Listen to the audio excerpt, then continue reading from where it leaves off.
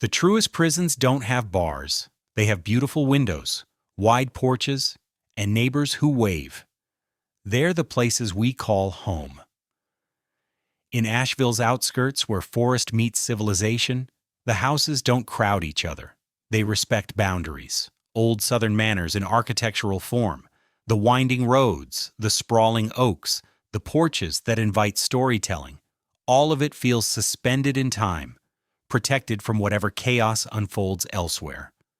When a home here falls silent, it's not just empty, it's wrong. That's what Martha Reynolds felt on the morning of June 15, 2008, as she stood at the end of her driveway, staring at the Whitaker house across the street. The porch light had been on for 3 consecutive nights. The sprinklers hadn't cycled since Tuesday. The newspapers, 3 of them, were still bundled on the walkway. But it was the silence that bothered her most. The Whitakers weren't loud people, Martha would later tell Detective Mark Ellery, but they were present. Those kids had a way of filling the neighborhood with life. Their absence, it was louder than any noise. Martha Reynolds did what neighbors do in places like this. She walked across the street, climbed the porch steps that still smelled of fresh varnish, and rang the doorbell. Once, twice, 3 times. Nothing. When Sheriff's Deputy Carlos Mendoza arrived 40 minutes later, he approached the scene with routine indifference. Family wellness checks were common, usually ending with embarrassed explanations about forgotten appointments or spontaneous trips to see relatives. "I'm sure they're fine, ma'am," he assured Martha as he knocked firmly on the front door. "Folks get busy, especially with kids out of school for summer." The door, heavy oak with brass fittings, remained closed. Mendoza circled the house, peering through windows. Through the kitchen window, he saw dishes in the sink, a pot on the stove. Through the living room window, he observed a family calendar on the wall, open to June. Through the garage window, both family cars were visible, a silver Honda and Daniel Whitaker's restored Mustang. At the back door, Mendoza's expression changed. A coffee cup sat on the porch railing, half full with a film of mold growing on the surface. Next to it, a woman's gardening gloves, arranged as if just removed. The door itself was locked. "Something's not right," he said, more to himself than to Martha. For the first time, worry crept into his official demeanor. The call went out. Possible missing persons, 42 Mockingbird Lane. By noon, the property had transformed from a home into a scene. Yellow tape stretched across the driveway. 2 additional patrol cars parked at angles on the street. Neighbors gathered in clusters, trading theories in hushed voices. When Detective Mark Ellery arrived, he moved with the weighted purpose of a man who had seen too many families unravel.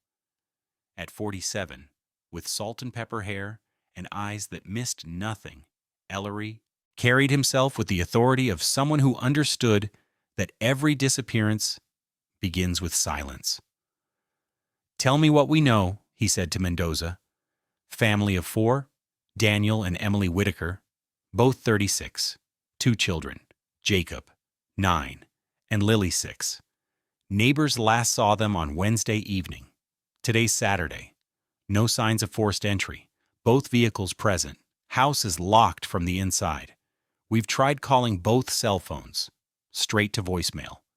Emily's sister in Charlotte hasn't heard from them since last Sunday." Ellery nodded, absorbing the details. "Let's get inside." The locksmith worked quickly, the metallic scraping of his tools against the deadbolt, a discordant intrusion in the afternoon quiet. When the door swung open, the house exhaled. A rush of cool, stale air that carried something indescribable beneath the normal sense of a family home. Inside, the scene was mundane, yet disturbing in its incompletion. A breakfast table set for 4, with cereal bowls containing dried milk residue. A coffee pot half full, its contents now a dark sludge. A basket of unfolded laundry on the living room sofa. Emily's purse on the kitchen counter containing her wallet, keys, and phone. Daniel's laptop closed but plugged in on the desk in the study. The children's backpacks hanging on hooks by the door. There were no signs of struggle, no overturned furniture, no broken glass, just a home frozen in mid-morning routine as if the family had collectively paused and then vanished. Upstairs, the bedrooms told the same story. The master bed was unmade on Emily's side, made on Daniel's, suggesting he had risen first. The children's rooms were tidy, their beds made, except for a teddy bear on the floor of Lily's room, as if dropped mid-step. In the master bathroom, Ellery found Emily's medication, antidepressants prescribed 3 months earlier, with 15 pills missing from the bottle of 30. A toothbrush still damp in the holder, a shower with traces of condensation on the glass. As Ellery moved methodically through the house, the peculiar sense of wrongness intensified, not because of what he found, but because of what he didn't find. The expected chaos of a family in crisis. No hastily packed suitcases, no emptied drawers, no farewell notes, just absence. In the basement, Ellery paused. Unlike the rest of the house, with its warm hardwood and carefully selected furnishings, the basement remained unfinished. Concrete floors, exposed beams, and a labyrinth of boxes still unpacked from the family's move 3 months earlier. One wall, freshly painted white, stood out against the others. A door in that wall, newer than the house itself, was locked. "Need to get this open," Ellery called upstairs. While waiting for the locksmith, Ellery examined the wall. Something about it bothered him, a subtle discrepancy he couldn't quite place. He pressed his palm against the surface, feeling a slight coolness that didn't match the other walls. When he knocked, the sound was different, more hollow, more resonant. The locksmith made quick work of the basement door. It swung open to reveal a small room, perhaps 10 by 12 feet, empty except for a folding table against one wall. On the table, blueprints of the house, spread open and weighted at the corners with small stones. "Renovations," Mendoza suggested, glancing at the plans. "Lots of folks fix up these old places." Ellery nodded, but his attention had caught on something peculiar. A faint, rusty discoloration on the concrete near the far wall. He knelt, examining it closely, then stood and stepped back, surveying the room with narrowed eyes. "Something's off about these dimensions," he said quietly. The locksmith, packing up his tools, glanced over. Old houses like this, they never matched the plans. Builders back then worked from memory half the time. Ellery didn't respond. Instead, he pulled out his phone and took several photographs of the room, the blueprints, and the discoloration on the floor. Then he carefully folded the plans and placed them in an evidence bag. Upstairs, the house continued to reveal small, troubling inconsistencies. A calendar in the kitchen showed a doctor's appointment for Emily on Thursday, a day after they were last seen, circled in red. A voicemail on the home answering machine from Emily's sister, dated Wednesday evening. "Hey, Em, just checking in. You sounded weird yesterday. Call me back, okay?" A browser history on Daniel's laptop showing recent searches for house noises at night, old house settling or something else, and how to check for hidden passages. By evening, the initial wellness check had evolved into a full missing persons investigation. Forensics techs dusted for prints. Officers canvassed the neighborhood. The Whitakers' extended family arrived, faces tight with worry, clutching photographs and asking the same unanswerable question, "Where are they?"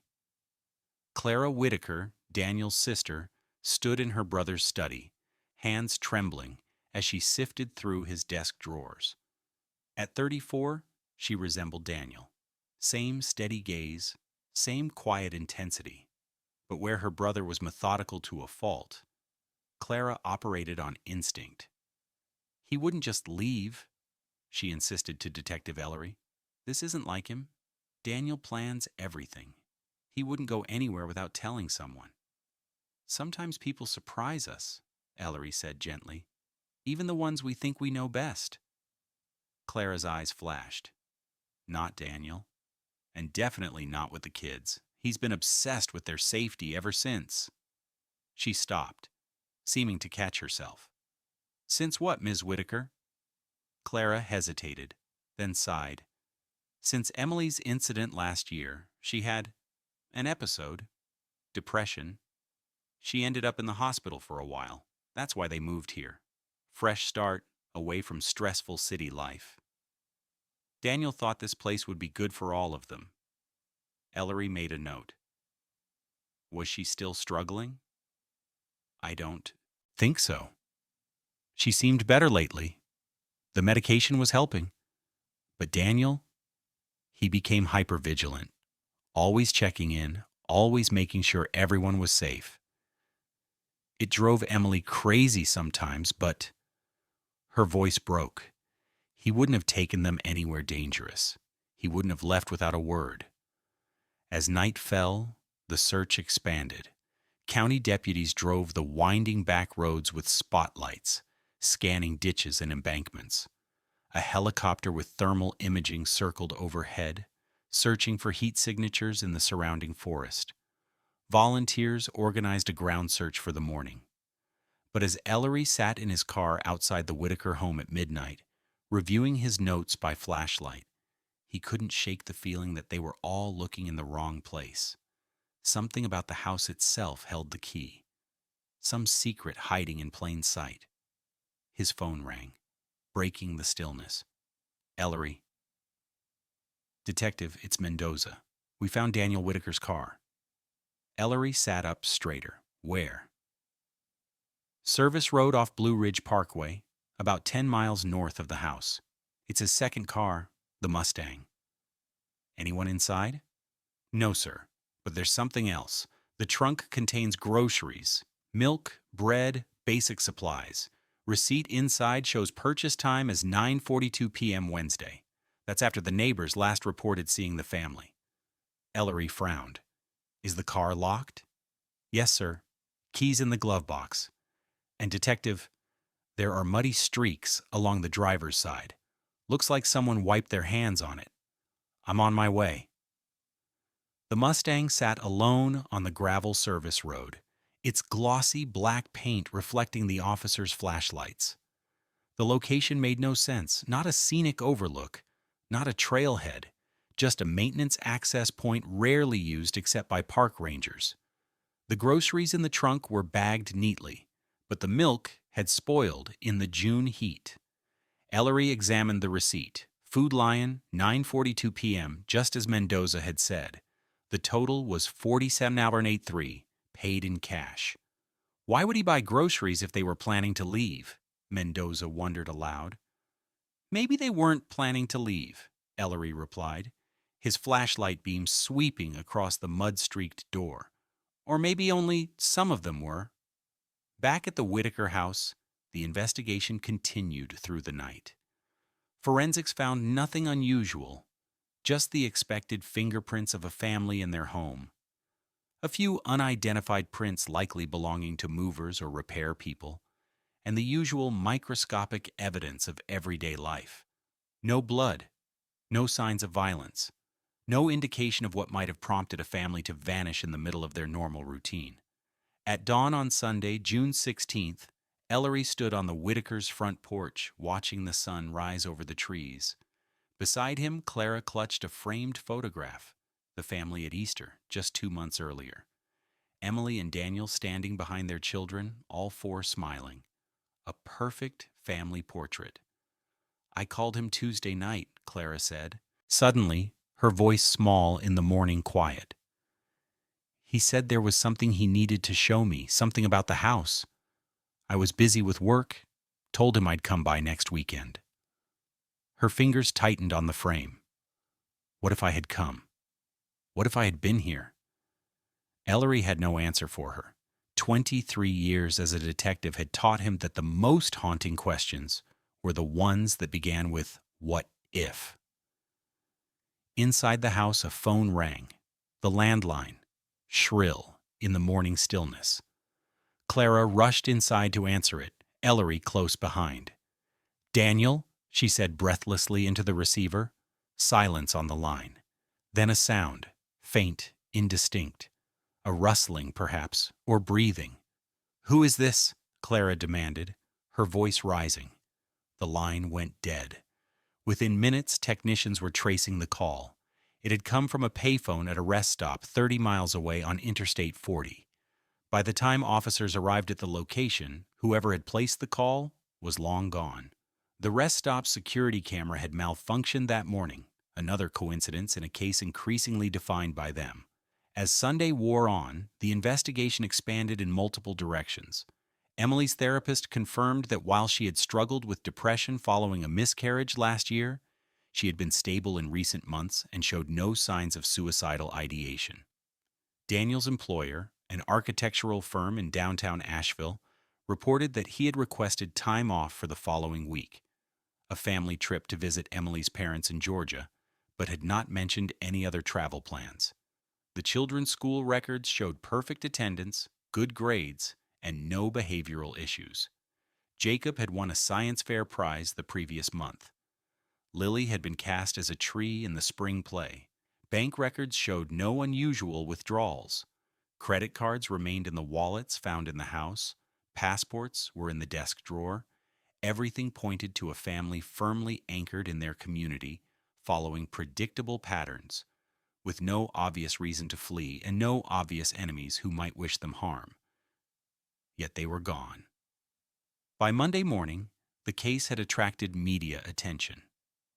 Local news vans parked along Mockingbird Lane. Reporters practiced somber expressions. And neighbors who had barely spoken to the Whitakers suddenly recalled intimate details about the family. "Emily seemed on edge lately," one woman told a camera crew. "Always looking over her shoulder. I thought maybe it was just, adjusting to a new place." "Daniel was obsessed with that basement," another neighbor offered. "Always carrying tools down there, working late into the night.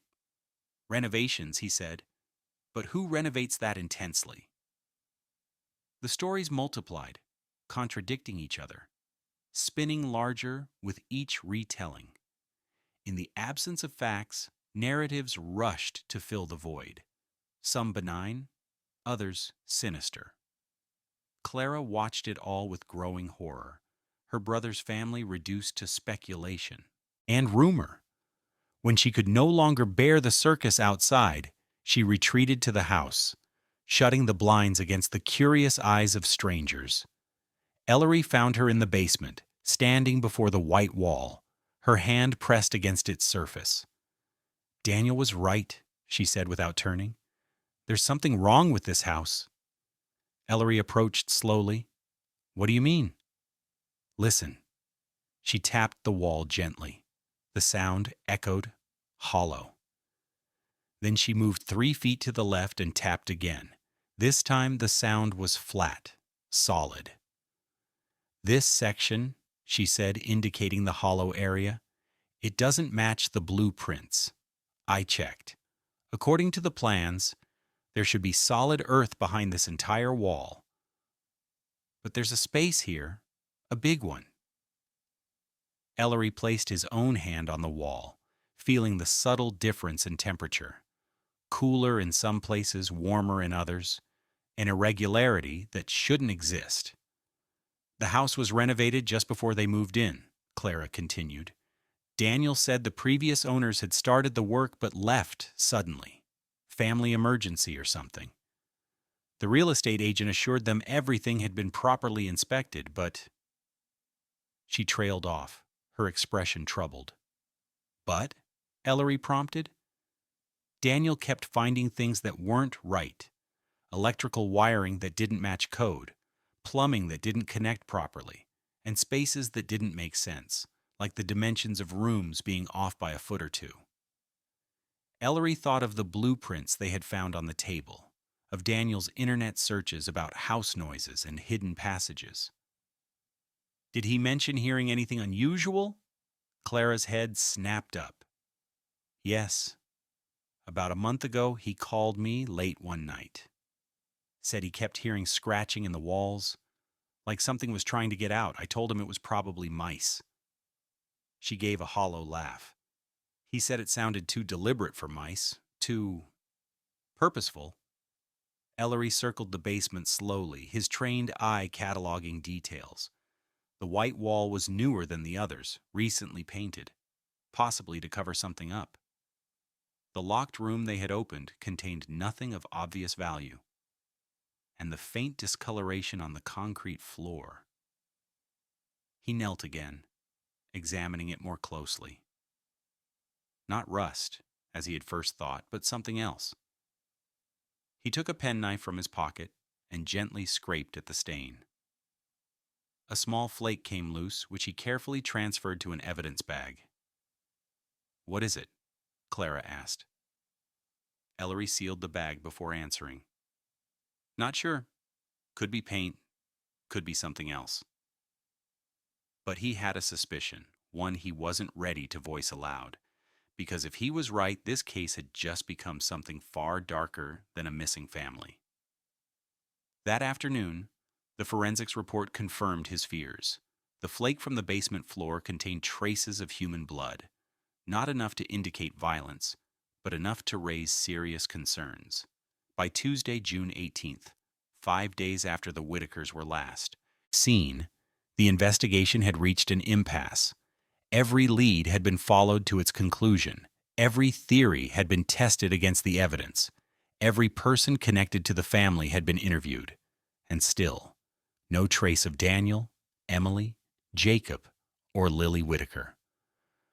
The prevailing theory among law enforcement was that the family had fled, perhaps due to financial troubles not yet uncovered, perhaps due to marital issues kept hidden from friends and family, or perhaps due to some external threat that had not yet come to light.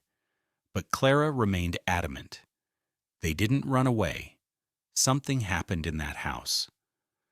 As the search continued outward, expanding to neighboring counties, highways, and eventually other states, the answer remained frustratingly close.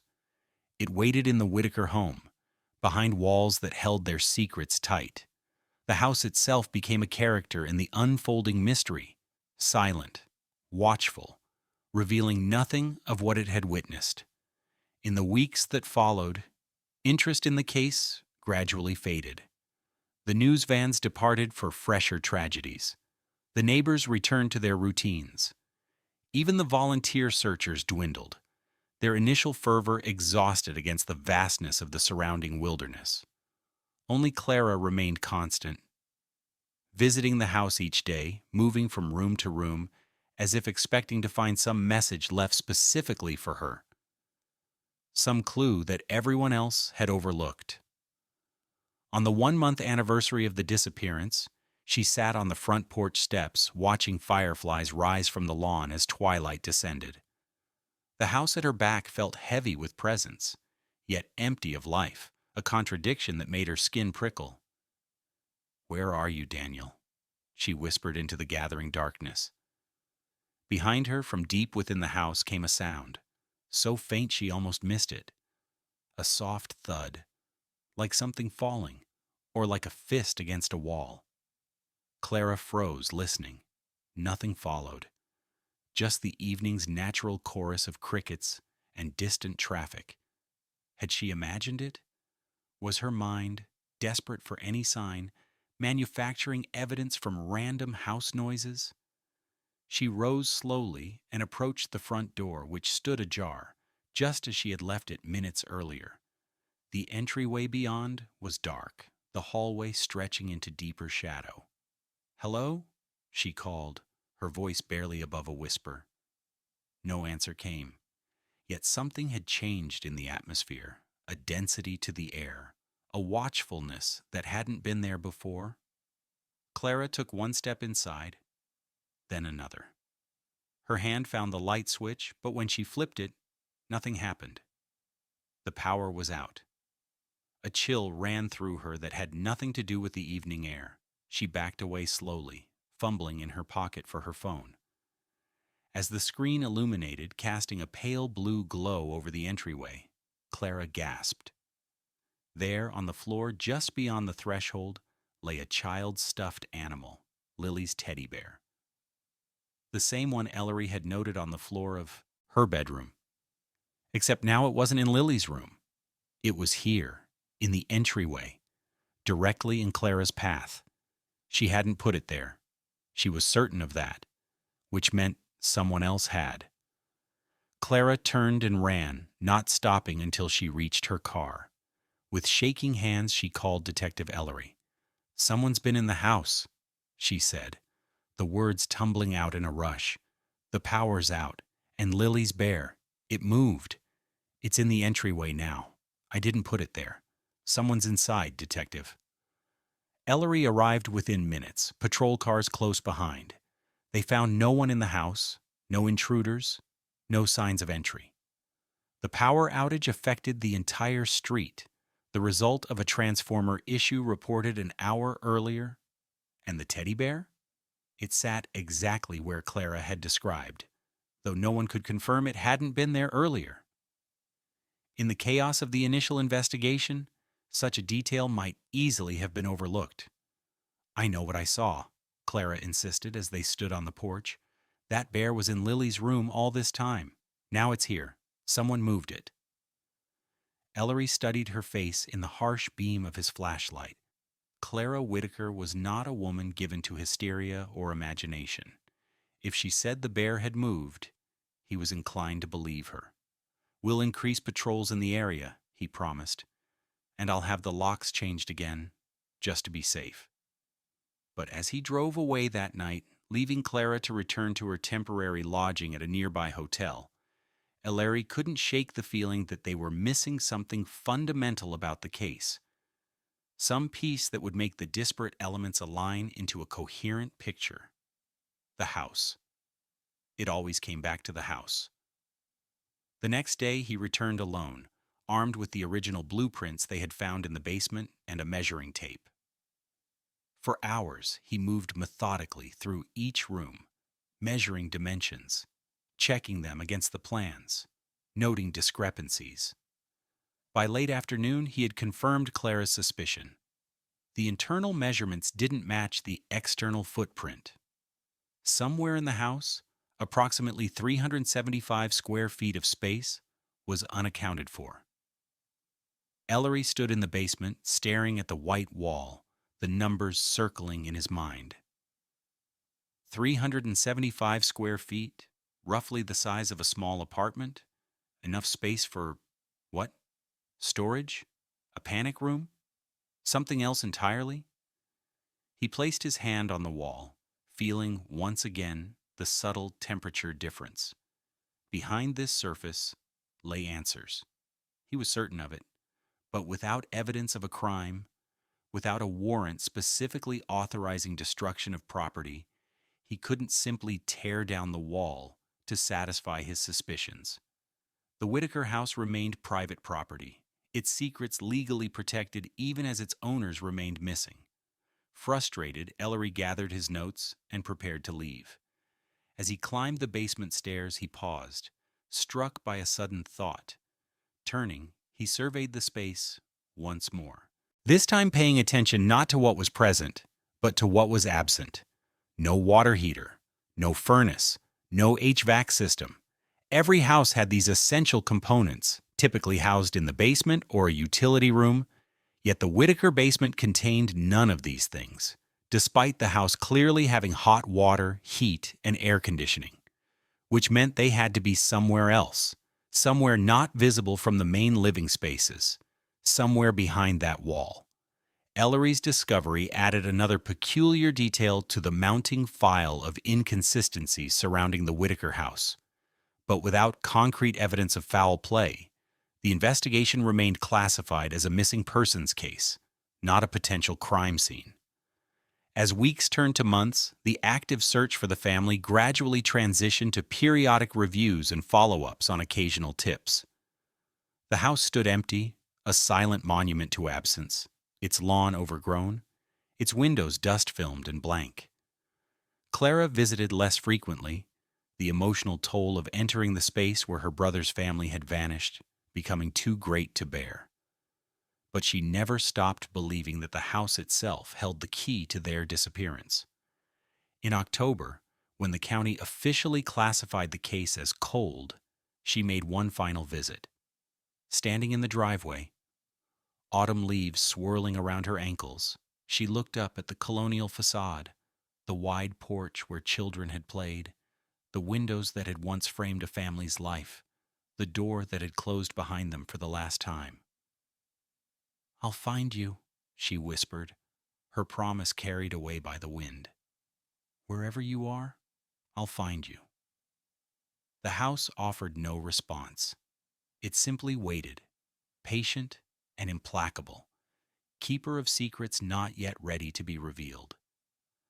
2 months later, unable to maintain the mortgage payments on both her own home and her brother's property, Clara was forced to allow the bank to foreclose. The Whitaker house was sold at auction to a real estate investment company specializing in renovating and flipping historic properties. The family's possessions were placed in storage, their lives reduced to boxes and inventory lists. Their disappearance became a local legend, a story told in hushed tones at neighborhood gatherings. The family that vanished without a trace, leaving everything behind. Detective Ellery, though officially moved to other cases, kept a copy of the file on his desk. Sometimes, late at night, he would open it, reviewing the photographs, the witness statements, the timeline of those last known days, searching for something he might have missed. The white wall in the basement haunted him, that smooth, painted surface concealing a space that shouldn't exist. What lay behind it? What secrets did it protect? As 2008 gave way to 2009, then 2010, the question remained unanswered. The Whitaker family joined the ranks of America's missing, those who slip away from their lives, leaving ripples of confusion and grief that eventually smooth into acceptance, if never true resolution. But houses are patient. They hold their secrets close, releasing them only when the time is right, when the proper questions are asked, when the correct doors are opened. And in 2020, 12 years after the Whitakers disappeared, the house on Mockingbird Lane would finally speak. On a clear morning in September 2020, Nate Lewis stood in the driveway of 42 Mockingbird Lane, coffee in hand, surveying his newest project. At 35, Nate had built a reputation for breathing new life into old properties, preserving their historic character while updating them for modern living. This colonial revival was exactly the kind of challenge he loved. Good bones, terrible execution of previous renovations, and a price that reflected its troubled history. "Quite a place," his assistant Miguel commented as he unloaded tools from their truck. "How much do you know about it?" Nate sipped his coffee. "Built in 1911, renovated multiple times. Last major work was around 2007, just before the housing crash. Banks owned it for years. Locals say it's haunted." Miguel's eyebrows rose. "Haunted?" "Family disappeared from it back in 2008. Never found. You know how people get. Any house with a sad story becomes haunted." Nate shrugged. "Means we got it cheap. And once we're done, no one will remember the ghost stories." But as they entered the house, even Nate, pragmatic to a fault, felt a momentary hesitation. The air inside was stagnant, heavy with the particular melancholy of abandoned places. Dust motes danced in the beams of morning light that streamed through the windows, illuminating rooms frozen in a previous decade. The bank had cleared out most personal items years ago, but traces of the former occupants remained. Faded rectangles on walls, where pictures once hung, scuff marks on the floor where furniture had stood, a child's height measurements penciled on a door frame in the kitchen. "Start documenting everything," Nate instructed Miguel. "I want detailed photos of every room before we touch anything. Full measurements, structural assessment, the works." While Miguel began the meticulous process of cataloging the existing conditions, Nate wandered through the house, mentally cataloging what would stay and what would go. The hardwood floors could be refinished. The kitchen needed a complete overhaul. The bathrooms were hopelessly dated. In the basement, he paused. Unlike the rest of the house, with its clear, stylistic choices and deliberate design, the basement felt unresolved, as if someone had begun a project and then abandoned it midway. One wall, painted white, but now discolored with water stains, looked newer than the others. A door in that wall stood partly open, revealing a small room beyond. Nate approached cautiously, aware of the uneven concrete floor beneath his feet. The room contained nothing but an old folding table, its surface thick with dust. No windows, no electrical outlets, just bare walls and a concrete floor with faint discoloration near one corner. Weird space, Nate muttered to himself. He pulled out a tape measure and began calculating dimensions, comparing the internal space to what he'd observed from outside. Something didn't add up. Frowning, Nate returned to the main basement area and measured again. This time from exterior wall to exterior wall. He checked his calculations twice, confusion growing with each verification. "Miguel," he called upstairs, "bring the blueprints down here." When Miguel appeared with the rolled plans tucked under his arm, Nate had already begun tapping on the white wall, listening to the hollow echo that responded. "There's a void behind this wall," Nate said without preamble. "A big one, at least 15 feet deep, maybe 20 feet wide. It's not on any of the plans." Miguel unrolled the blueprints on the dusty table, weighing down the corners with his phone and a level. "Are you sure these plans show solid earth behind this entire section? Plans are wrong. Listen." Nate demonstrated, tapping in different spots to reveal the distinct difference in sound. "That's not solid earth. That's empty space." Miguel frowned, studying the blueprints more closely. "It says here this area was renovated in 2007, just before the last owners moved in. Previous owner had started converting the basement into living space, but abandoned the project." Nate's expression darkened. Abandoned the project? Or deliberately concealed something? He ran his hand along the wall, feeling the slight temperature difference that suggested air circulation on the other side. "There's a space here that someone went to a lot of trouble to hide." Miguel glanced around uneasily. "You thinking what I'm thinking? That whatever happened to that missing family might have something to do with this wall?" Nate nodded grimly. "Yeah, that's exactly what I'm thinking." They stood in silence for a moment, the implications settling between them like dust. "We should call the police," Miguel finally said. Nate hesitated, torn between civic duty and practical considerations. A criminal investigation would delay the project indefinitely, potentially costing him thousands in lost revenue and missed deadlines. But if there was even a chance that this hidden space contained evidence related to the family's disappearance— "You're right," he conceded. "Make the call." Detective Mark Ellery was 2 months from retirement when the call came in.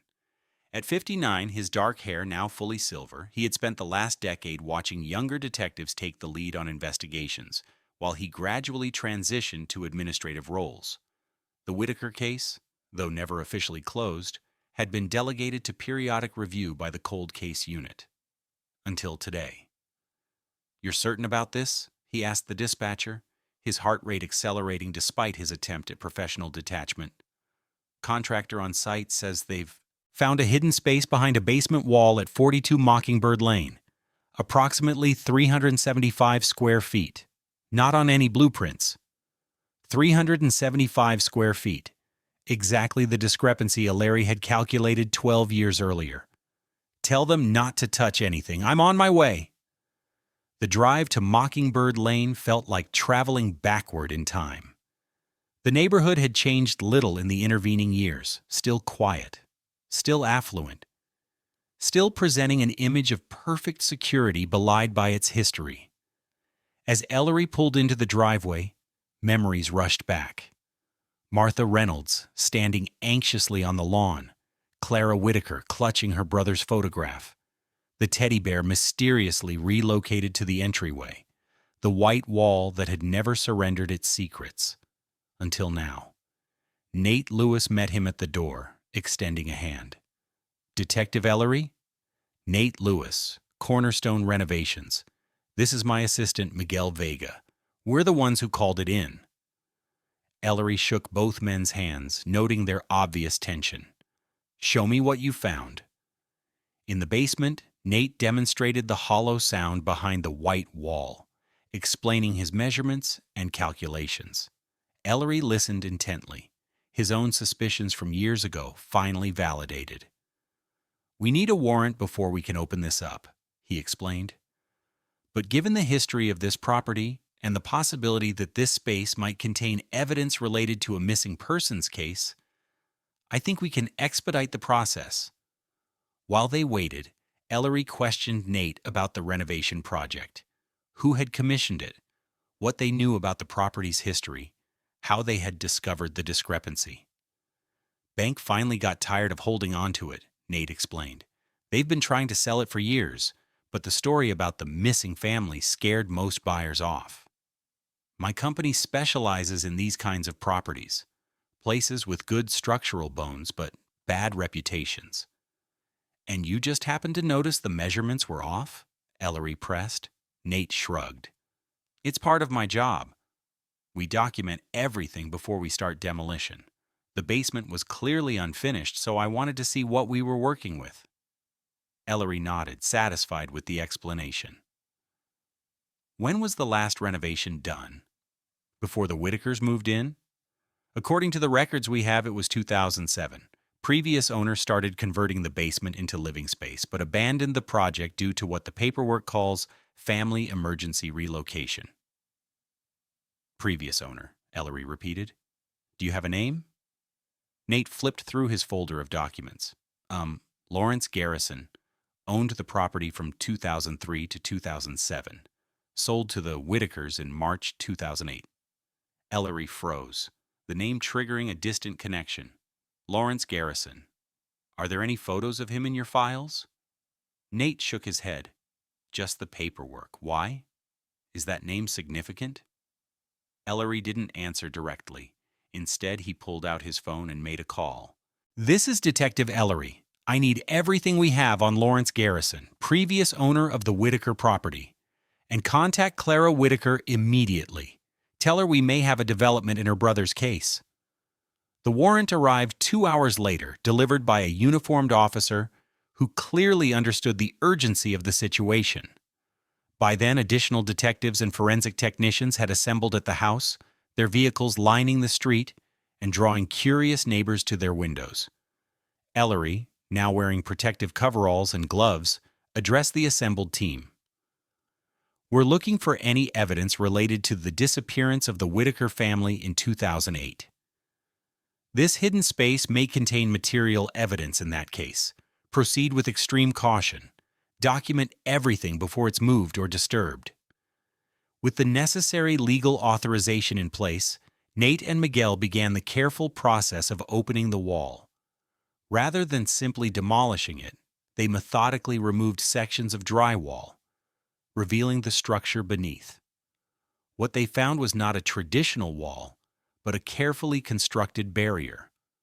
Multiple layers of drywall sandwiching sound-dampening material, all mounted on a heavy timber frame. The construction was professional, deliberate, and designed for one purpose: to conceal what lay beyond. As the final section of drywall came away, the room fell silent. There, revealed for the first time in 12 years, was the missing space. A chamber approximately 15 feet deep and 25 feet wide, with a concrete floor and walls lined with acoustic tiles. But it wasn't empty. In the center of the room stood a massive HVAC system, water heater, and electrical panel, the utility components missing from the main basement.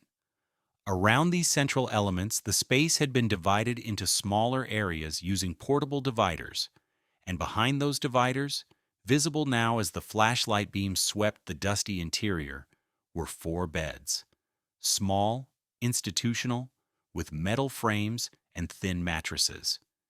Each bed had restraints attached to the frame, leather straps designed to secure wrists and ankles.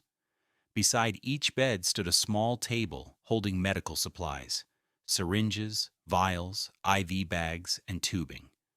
A cabinet against one wall contained additional medical equipment and pharmaceutical bottles, their labels faded but still legible.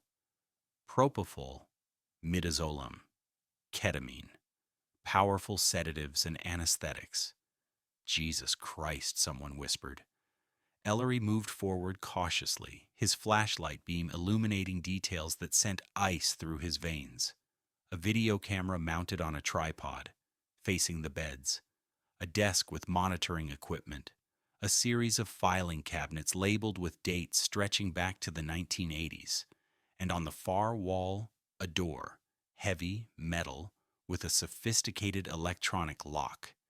It was partially open, revealing a narrow corridor beyond. "Secure the scene," Ellery ordered, his voice tight. "No one touches anything until forensics has documented everything, and get a structural engineer in here. I want to know exactly where that corridor leads and how far this complex extends." As the team sprang into action, setting up additional lighting and beginning the meticulous process of documentation, Ellery stepped back, his mind racing to process what they had found. This wasn't a panic room or a storage area. This was something far more sinister, a facility designed for holding people against their will, for extended periods under sedation.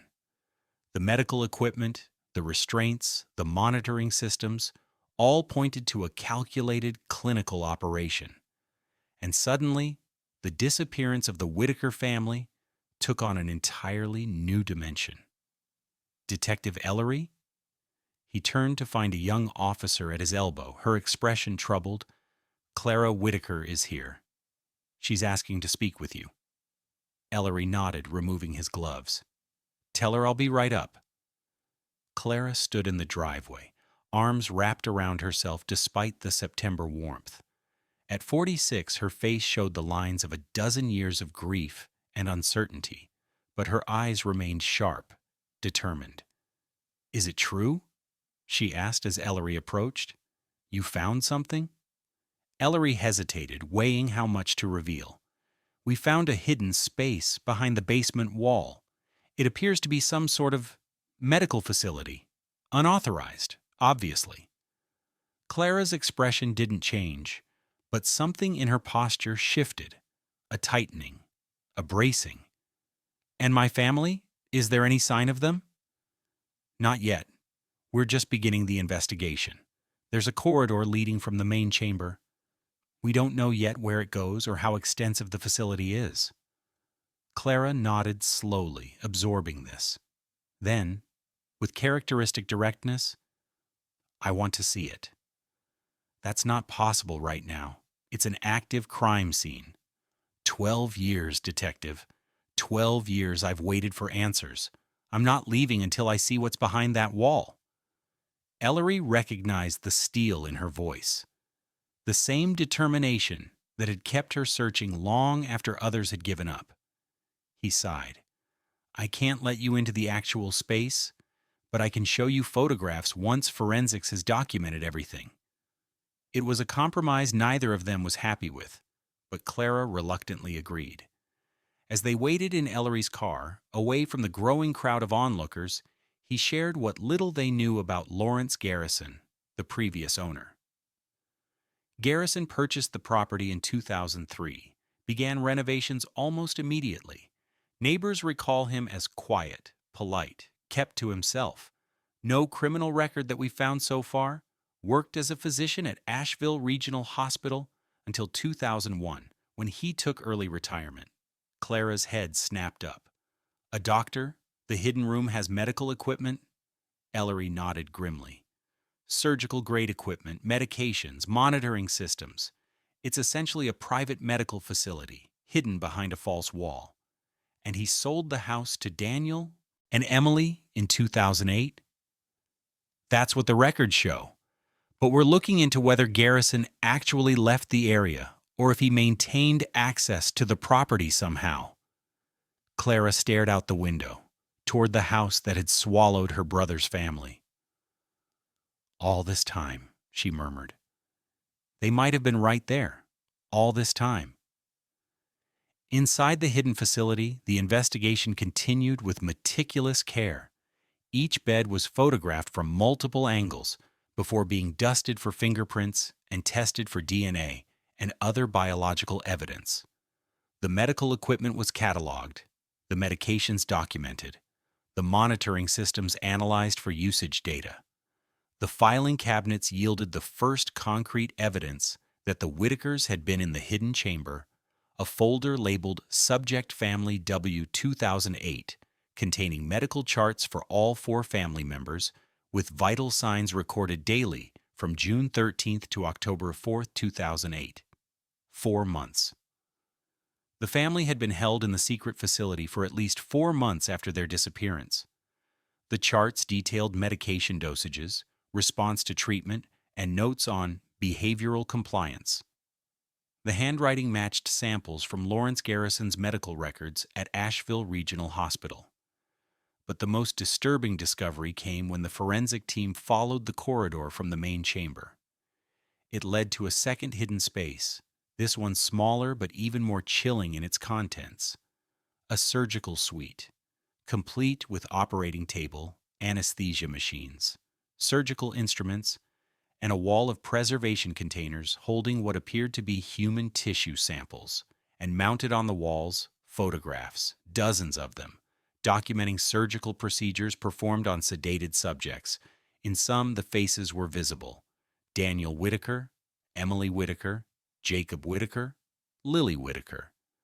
The images showed progressive stages of what appeared to be experimental procedures: incisions, implants, alterations to brain tissue. Each photograph was labeled with a date and procedure code. The final images, dated October 5, 2008, showed all 4 family members on operating tables, their skulls open to expose the brain, with devices being implanted at the base of the cerebellum.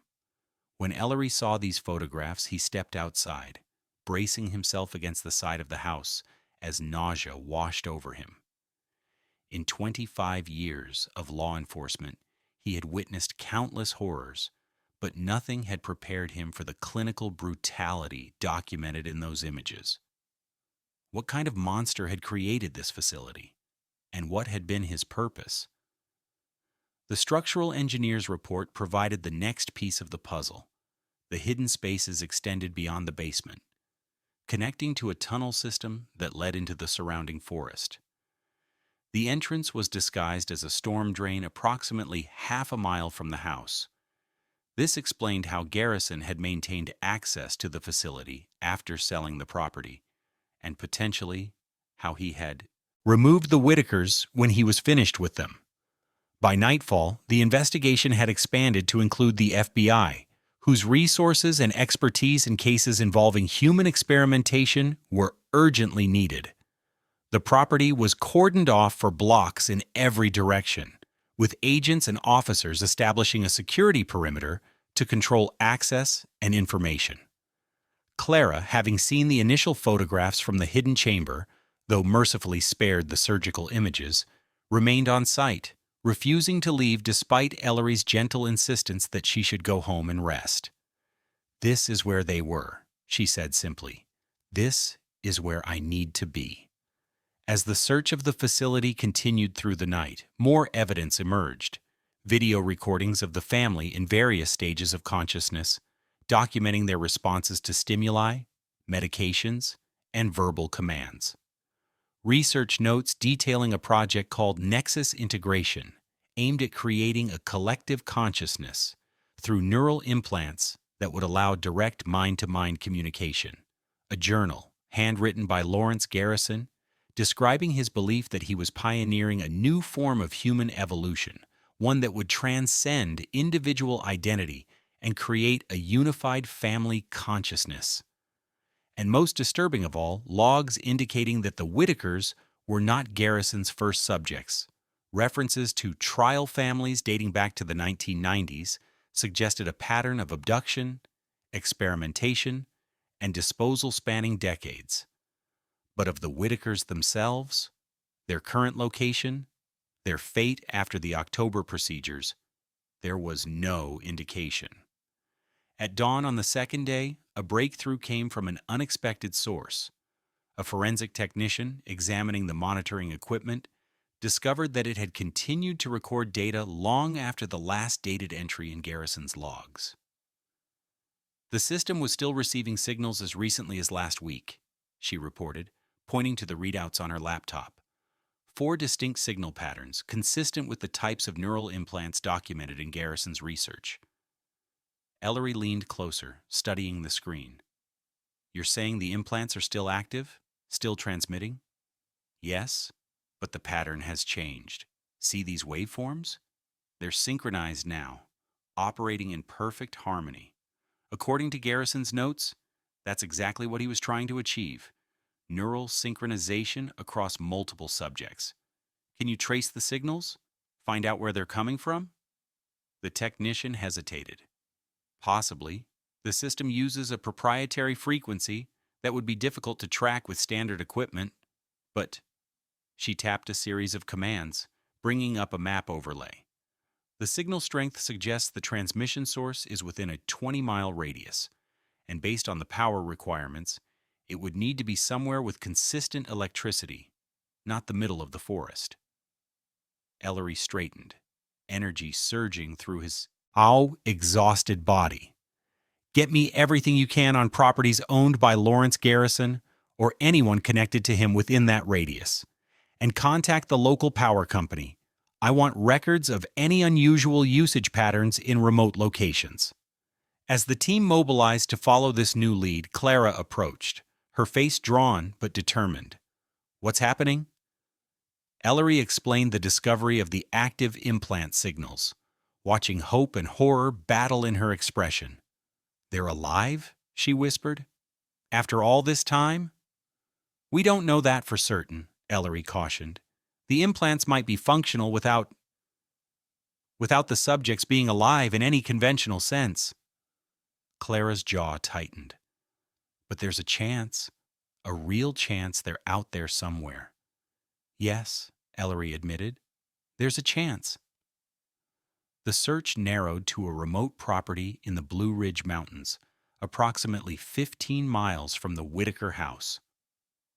Records showed it had been purchased through a shell corporation in 2005, with the ownership trail eventually leading back to Lawrence Garrison. Satellite imagery revealed a small compound, a main house and several outbuildings, surrounded by dense forest, accessible only by a private road. Power usage at the location had been consistent for years, with a significant increase beginning in October 2008. The same month, the Whitakers disappeared from Garrison's basement facility. By mid-afternoon, a joint FBI local law enforcement team had established surveillance on the compound. Thermal imaging detected multiple heat signatures within the main structure, human-sized, stationary, arranged in a circular pattern. The decision to raid the compound came swiftly, driven by the possibility that living victims might be inside. As darkness fell, tactical teams moved into position, while Ellery and Clara waited at the command post established a mile down the mountain. The operation unfolded with practiced precision, entry teams breaching multiple points simultaneously, securing each section of the compound with methodical efficiency. Then, over the radio, a voice. Command, we have subjects. 4 subjects. Adult male, adult female, 2 juveniles. All alive. Repeat, all alive. Clara's knees buckled. Ellery caught her before she fell, supporting her as sobs racked her body, not of grief now, but of overwhelming relief. They're alive, she repeated, the words a prayer, a mantra. They're alive. But the reality, as so often happens, proved more complicated than the moment of discovery suggested. When Ellery and Clara were finally permitted to enter the compound, hours later, after it had been fully secured and processed, what they found defied simple explanation. The main house had been converted into what Garrison's notes called a nexus chamber, a circular room with four reclined chairs arranged to face each other. Each chair contained a member of the Whitaker family, connected to complex machinery that monitored and maintained their bodily functions. Daniel, Emily, Jacob, and Lily alive, but fundamentally altered. The neural implants Garrison had installed had indeed created the unified consciousness he sought. The family members appeared to be in a state resembling deep meditation, their brain activity synchronized to an extraordinary degree. They responded to physical stimuli as a unit. When one was touched, all four registered the sensation. When one was spoken to, all four processed the sound. Medical personnel on scene described it as an unprecedented neurological condition. Not coma, not wakefulness, but a shared state of consciousness unlike anything documented in scientific literature. Garrison himself was nowhere to be found. Evidence suggested he had maintained and monitored his subjects for years, recording data, adjusting the implants, and refining his experiment. But he had vanished approximately 3 weeks earlier, taking his research notes, but leaving the Whitakers in their synchronized state. The process of disconnecting the family from the machinery proved delicate and fraught with risk. Medical experts warned that after 12 years of neural integration, separating them could cause irreversible damage or death. Clara, faced with this impossible situation, made the decision to have them transferred to a specialized neurological facility, where teams of experts could assess their condition and develop a strategy for potential recovery. "They're not gone," she told Ellery, as they watched the medical transport team prepare the family for movement. "They're still in there somewhere, and I'm going to find a way to bring them back." In the months that followed, the full extent of Lawrence Garrison's activities came to light. The FBI investigation revealed that he had conducted similar experiments on at least 3 other families since the 1980s, using his position as a respected neurosurgeon to develop increasingly sophisticated neural implants. His victims were always families, always 2 parents and 2 children, selected for what his journals called neural compatibility and familial resonance. He believed that the bonds between family members made them ideal candidates for his vision of collective consciousness. The Whitakers had been targeted because of Emily's medical history. Her depression had brought her into Garrison's sphere when he was still practicing medicine. He had recognized her as a potential subject and orchestrated the sale of his house to the family, knowing the hidden facility would allow him to continue his work while maintaining the appearance of having moved away. The false wall, the renovations, the discrepancies in the blueprints, all had been carefully planned to conceal his underground laboratory while allowing him access through the tunnel system when the family was asleep or away. Most chilling of all was the discovery that Garrison had lived among them, hidden within their home, for months before the abduction. The house noises Daniel had reported, the scratching in the walls, the sense of being watched, all had been real. Garrison had been studying them, learning their routines, preparing for the moment when he would make them part of his twisted experiment. The search for Lawrence Garrison became one of the FBI's highest priorities, but the man himself seemed to have vanished as completely as the Whitaker family once had. His financial resources, professional connections, and demonstrated ability to create hidden spaces and false identities made him an extraordinarily elusive target. For Clara, the search for Garrison became secondary to the more immediate challenge, finding a way to help her brother and his family. The neurological team caring for the Whitakers made slow but steady progress in understanding their condition. The implants had created what they termed a neural mesh network, linking the 4 brains into a single, integrated system. Within this network, individual consciousness remained, but was subordinated to the collective experience. Attempts to communicate with this collective consciousness yielded limited results.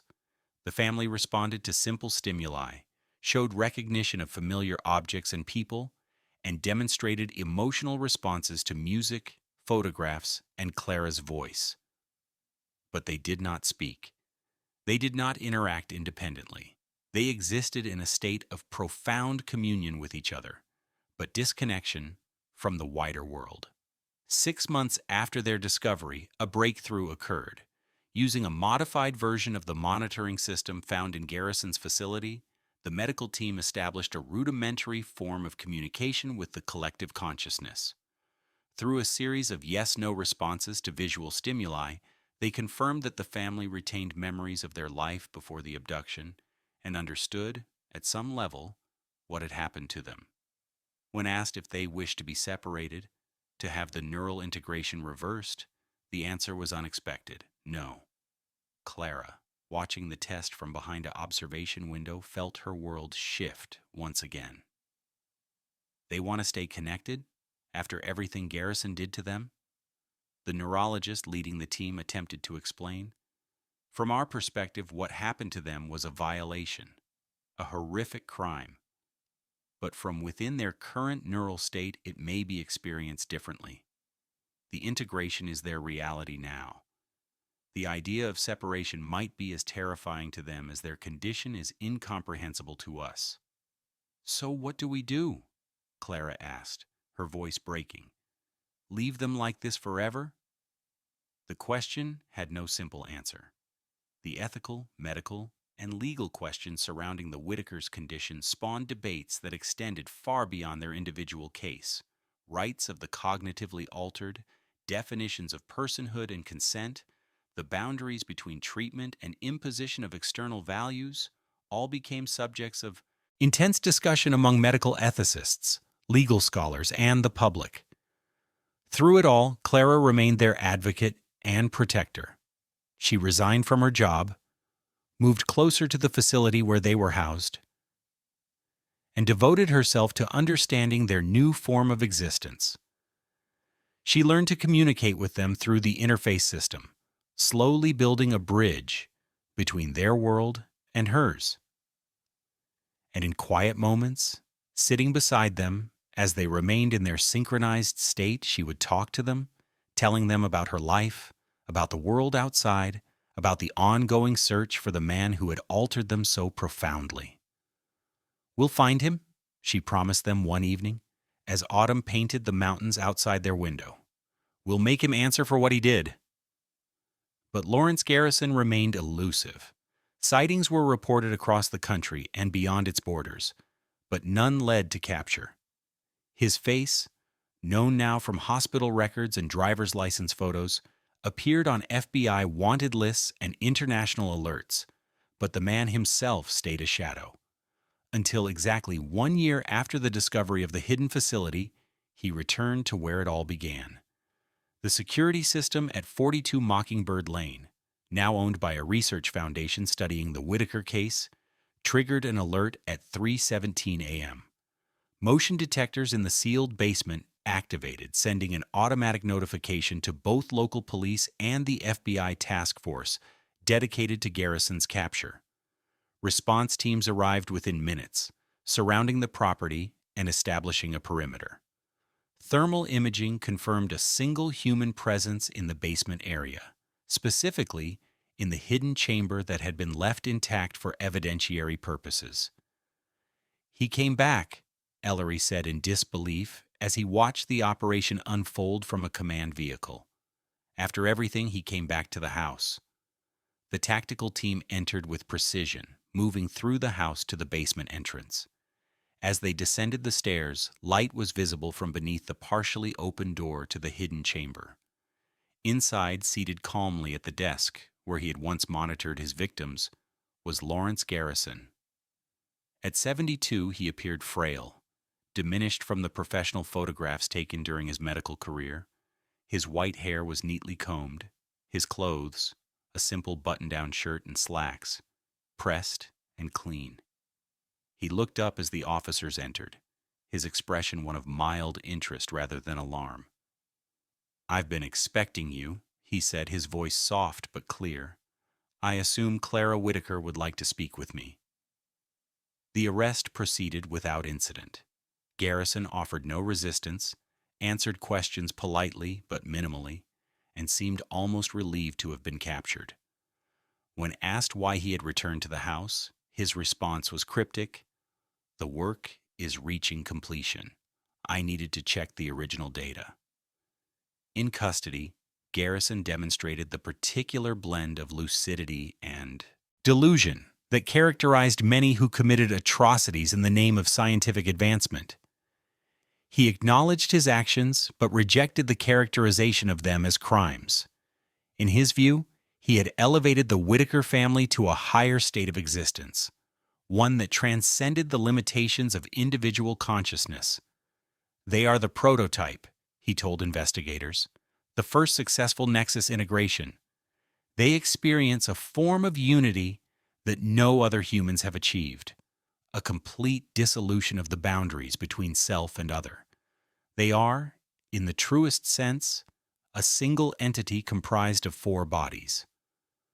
When confronted with the trauma he had inflicted, the years of life he had stolen, Garrison appeared genuinely perplexed. "You still think in terms of individual rights, individual experiences, but the family unit has always been a kind of collective, parents and children bound by biology, emotion, and shared experience. I merely completed what nature began." Psychiatric evaluation revealed a man whose brilliant mind had twisted around a core delusion that human evolution required the surrender of individual identity to achieve a higher form of consciousness. His medical training, technical skills, and financial resources had allowed him to pursue this delusion to its terrifying conclusion. For Clara, Garrison's capture brought neither closure nor satisfaction. When finally permitted to confront him through a video link to his detention facility, she found herself facing not a monster, but a frail old man whose certainty in his own righteousness remained unshaken. "Why my brother's family?" she asked, the question that had haunted her for 12 years. Garrison leaned forward, his eyes bright with the fervor of the true believer. "Because they were perfect. The neural compatibility between them was exceptional, especially the children. And Emily's neurochemistry, with her history of depression, created an ideal foundation for the integration process. You stalked them, lived in their walls, watched them without their knowledge. I observed them," he corrected, "as any scientist observes subjects of particular interest. I needed to understand their patterns, their relationships, their interactions." Clara's hands clenched. "You took everything from them." Garrison shook his head, a slight smile playing at his lips. "No, Miss Whitaker. I gave them everything. Ask them. They'll tell you, in their way, that what they have now is beyond what they had before, beyond what any of us have. They are never alone, never misunderstood, never separate. They exist in perfect communion. They exist in a prison you built for them, a chrysalis," he countered, "and they have emerged as something new, something beautiful." The conversation continued in this vein, Garrison serene in his conviction, Clara increasingly frustrated by his detachment from the human consequences of his actions. When she finally terminated the call, she felt not the relief she had expected, but a deeper, more complicated grief for what her brother's family had lost, for what they had become, and for the unbridgeable gap between their former lives and their current reality. The legal proceedings against Lawrence Garrison moved forward with methodical precision. The evidence was overwhelming, the charges numerous and severe. 4 counts of kidnapping, multiple counts of assault, illegal imprisonment, unauthorized medical procedures, and a host of other crimes that together ensured he would never again walk free. But for the Whitakers themselves, the future remained uncertain. Medical experts continued to study their condition, developing more sophisticated interfaces to communicate with their collective consciousness. Through these tools, the family expressed a consistent preference to remain as they were, together in their unified state. Clara, as their legal guardian, faced an impossible decision: respect their apparent wishes and leave them in an altered state created through criminal actions, or pursue experimental procedures to reverse the neural integration, potentially causing further trauma or harm. In the end, she chose a middle path. Working with the medical team, she supported research into ways to enhance the Whitakers' ability to interact with the world while maintaining their internal connection. The goal became not to undo what Garrison had done, but to help the family adapt to and function within their new reality. Slowly, progress was made. The Whitakers learned to control external devices through their collective neural activity. They developed a form of communication that, while alien to conventional human interaction, allowed them to express complex thoughts and feelings. They demonstrated joy when sharing memories or experiencing beauty, and distress when separated from each other even by short distances. 3 years after their discovery, the Whitaker family was moved from the medical facility to a specially designed home, a place where they could live in their unique way while receiving the care and support they needed. Clara moved nearby, continuing her role as their advocate and bridge to the wider world. Lawrence Garrison, convicted on all charges, was sentenced to 4 consecutive life terms without possibility of parole. He received the news with the same detached serenity that had characterized his behavior throughout the trial. His final statement to the court revealed the depth of his disconnect from conventional morality. History will recognize that I opened a door to the next stage of human evolution. The Whitakers are not victims. They are pioneers. And one day, when humanity has moved beyond its primitive attachment to individual consciousness, they will be honored as the first to transcend those limitations. The judge, unmoved by this declaration, ensured that Garrison would spend his remaining years in a maximum security psychiatric facility, his research confiscated, his freedom permanently revoked. For Clara, the resolution brought a complex peace. Her brother and his family were alive, if profoundly altered. They existed in a state that seemed to bring them a form of contentment, even if it remained incomprehensible to those outside their neural network. On the anniversary of their discovery, Clara visited them in their new home, a place filled with light and space, where they sat together in their circle, connected by invisible threads of shared consciousness. Through the interface system, she asked the question that still haunted her: "Are you happy?" The response came not in words, but in a series of images transmitted through the neural interface, memories of their life together, before and after, blended into a tapestry of experience that transcended simple categories of happiness or sadness. It wasn't an answer Clara could fully understand. Perhaps it wasn't meant to be understood, but simply witnessed, a glimpse into a form of existence beyond conventional human experience. As she sat with them, watching the sunset paint the mountains in gold and shadow, Clara reflected on the house that had kept their secrets for so long. It stood empty now, a monument to both tragedy and transformation, its walls still holding the echo of what had happened within. Some secrets, she had learned, aren't meant to stay buried. Some walls, once built, must eventually fall. And some truths, once revealed, transform everyone they touch, leaving no one unchanged, no certainty unchallenged. The Whitaker family had vanished and been found, lost and recovered, ended and begun again. Their story had no simple conclusion, no clear moral, no comfortable resolution. There was only this: 4 people, connected beyond ordinary understanding, and the woman who had never stopped searching for them, even when what she found wasn't what she had expected. Outside, darkness fell. Inside, light remained. The boundary between them, like so many boundaries in this story, was both real and illusory, a wall that separated worlds while allowing passage between them. Clara stayed until the stars appeared, listening to the silence that wasn't empty anymore, but full of a presence she could sense, but never fully comprehend. Some prisons have beautiful windows, wide porches, and neighbors who wave. But sometimes what looks like a prison from the outside might be experienced differently from within. The truest mysteries don't have answers. They have perspectives, shifting and incomplete, each revealing only part of a whole that remains, in the end, greater than our capacity to fully grasp. Like the house on Mockingbird Lane with its hidden spaces and concealed passages, the human mind contains rooms we never see, capacities, and connections that remain unexplored, potentials unrealized. Lawrence Garrison had forced that exploration, twisted and wrong, driven by delusion rather than compassion.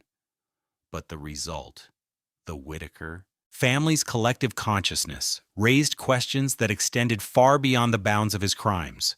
What defines us as individuals? Where does one consciousness end and another begin? Are we perhaps already connected in ways we don't yet understand? Questions without answers, mysteries without resolution.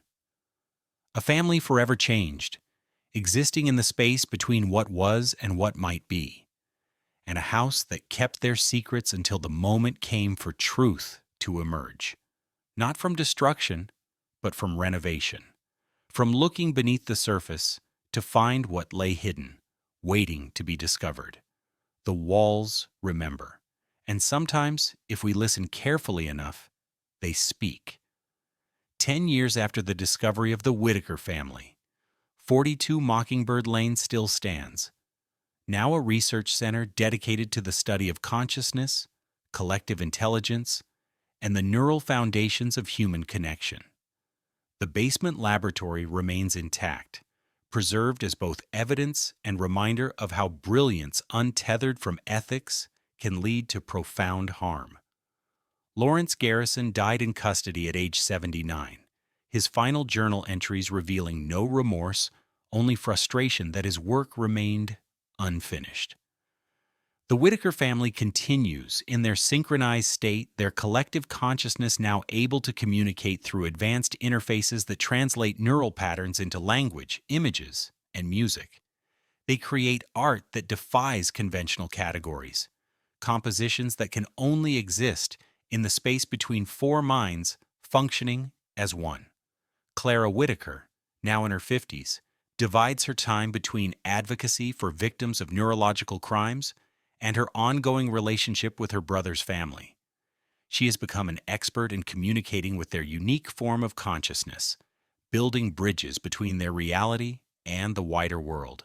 The story of the house that kept their secrets has become both cautionary tale and catalyst for exploration, a reminder of the darkness that can hide behind ordinary facades and the extraordinary possibilities that exist within the human mind.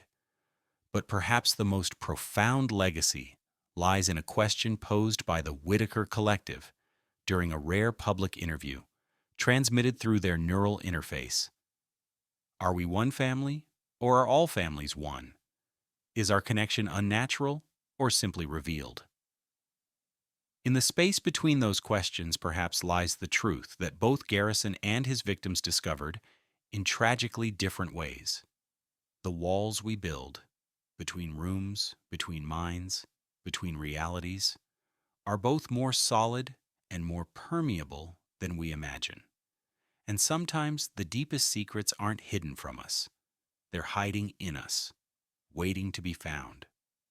The end.